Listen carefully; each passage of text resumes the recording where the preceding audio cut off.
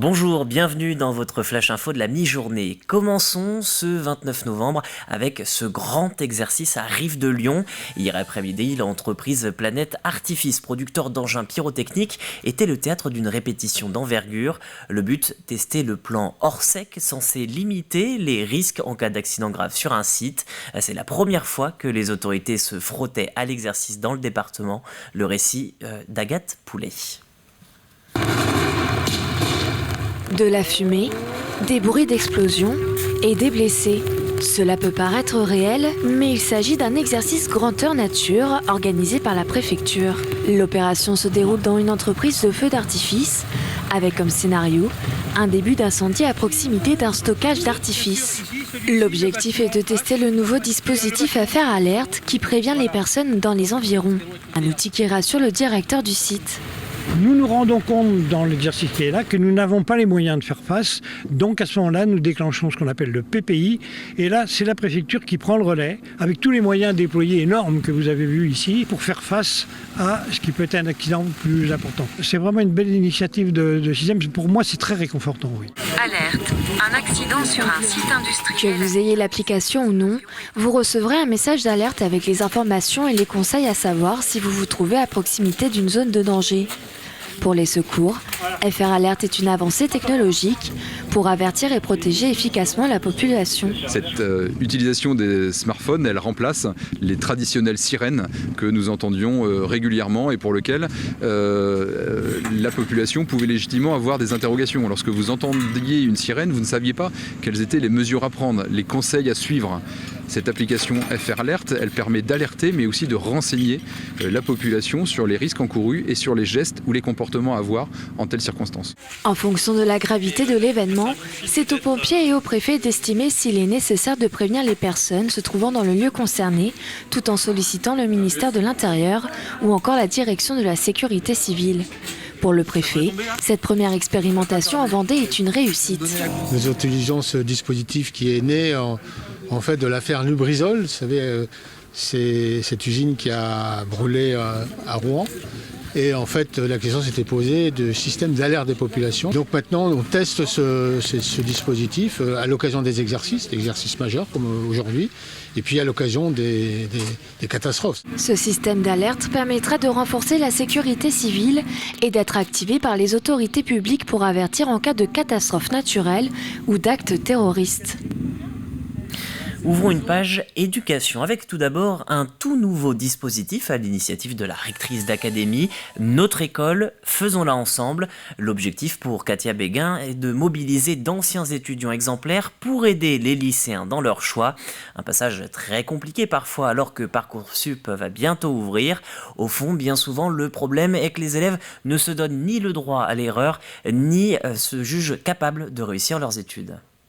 C'est à la fois une académie où les résultats scolaires et les résultats au bac sont excellents et où il y a, qui plus est, des potentiels, des besoins en métiers très qualifiés qui sont vraiment très importants et pour les années à venir. Dans une perspective, on est à France 2030 et même au-delà en termes d'innovation qui se traduit en effet par des emplois hautement qualifiés. Et à côté de ça, un renoncement à des études longues. Donc ce lycée, le lycée Léonard de Vinci de Montaigu s'attaque à ce problème qui est aussi une de nos priorités pour l'académie. Et puis l'an prochain, un tout nouveau BTS agricole doit ouvrir aux établières. Cette nouvelle formation doit permettre de mieux répondre aux problématiques contemporaines, à savoir le prix de l'énergie, l'économie des ressources et la diminution de l'utilisation de produits phytosanitaires. La particularité de cette formation, elle est co-construite entre plusieurs professionnels du monde de l'agriculture, mais aussi les enseignants afin de proposer aux élèves un enseignement prenant en compte les besoins des uns et des autres.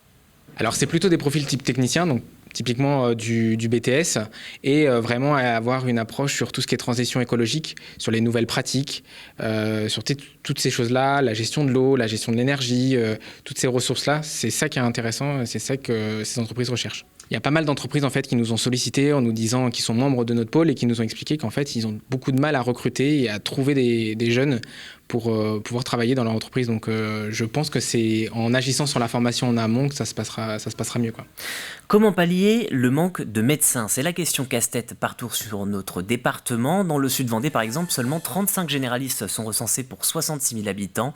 C'est peu. Alors du côté de Fontenay-le-Comte, les professionnels tentent de démocratiser les bornes de téléconsultation. Un appareil avec plusieurs outils et un médecin en télétravail pour poser un diagnostic. Les explications d'Alix Lanos. Qu'est-ce qu'il y a comme symptômes? Mal de tête, mal de gorge. D'accord. Guidée par le pharmacien de cette officine, Solane, 13 ans, s'apprête à être vue par un médecin en téléconsultation. Ça, c'est pour regarder dans les oreilles si besoin. Stéthoscope, tensiomètre, la cabine est équipée de différents outils permettant l'auscultation du patient par un médecin généraliste à distance. La solution de la dernière chance pour cette maman qui n'a plus de médecin traitant. J'ai appelé plusieurs médecins autour de chez nous et plus personne ne prend de nouveaux patients dans l'immédiat. Donc c'est pratique, on a une ordonnance, on a nos traitements, on a un arrêt s'il faut, enfin voilà, c'est bien. Parce que sinon on est obligé d'aller aux urgences, du coup de monopoliser les urgences pour des petites pathologies, donc ça c'est pas mal. Installée en juillet dernier dans cette pharmacie de Fontenay-le-Comte, la borne de téléconsultation est utilisée tous les jours par des patients sans médecin traitant. Et il faut dire qu'ils sont nombreux sur le secteur, environ 15 000 dans le sud Vendée. Différents dispositifs, dont un centre de soins non programmés, permettent de répondre à une partie de la demande, mais ce n'est pas suffisant. Alors plusieurs pharmacies, ici à Fontenay-le-Comte, ont fait le choix de s'équiper de ce type de cabine. Effectivement, ce n'est pas la solution parfaite, hein. On essaye évidemment d'avoir un médecin traitant en présence, sauf qu'aujourd'hui, force est de constater que c'est pas toujours possible. Et effectivement, nous qui sommes les premiers confrontés finalement aux patients et au désespoir de patients qui ont besoin de consulter, ça reste mieux que de ne pas avoir de médecin du tout. C'est aussi nous, et là c'est nous notre travail, de juger le fait de dire oui, ça c'est faisable en téléconsultation, ça c'est plus du tout de l'ordre de la téléconsultation, et c'est l'avantage aussi de l'avoir en pharmacie. On reste des professionnels de santé et du coup on oriente les patients au mieux, voilà, en tout cas ce qui nous semble le mieux. Des bornes de téléconsultation comme celle-ci, le département en compte 48, dont la quasi-totalité est installée comme ici dans une pharmacie. Un certain nombre de reproches sont formulés à l'égard de cette solution alternative. Un médecin souvent éloigné géographiquement, pas de suivi médical ou des diagnostics limités. Mais en attendant mieux, elle permet de dépanner bon nombre de patients qui attendent toujours de trouver un médecin traitant. Et à propos de santé, n'oubliez pas ce soir, Enjeu majeur, la nouvelle émission de TV Vendée pour parler de cette problématique. C'est la fin de ce flash, merci de l'avoir suivi. On se retrouve ce soir 18h pour un nouveau point sur l'actu.